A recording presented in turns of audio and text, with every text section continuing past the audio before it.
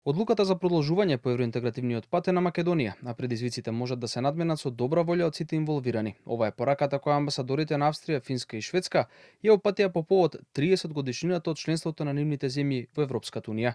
Порачаа дека нивните земји се соочиле со проблеми на патот кон полноправно членство, но потсетија и на бенефитите кои ги добиле откако станале дел од унијата.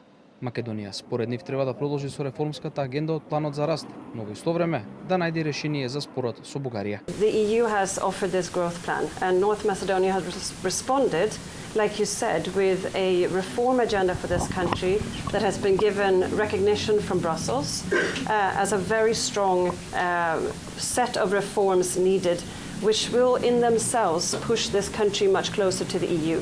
That's all very good news, I think.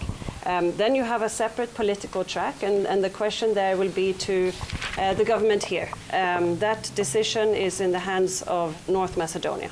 I strongly believe that the challenges which lay ahead, the one you mentioned, implementing the so-called European Compromise of 2022, are manageable with goodwill from all involved.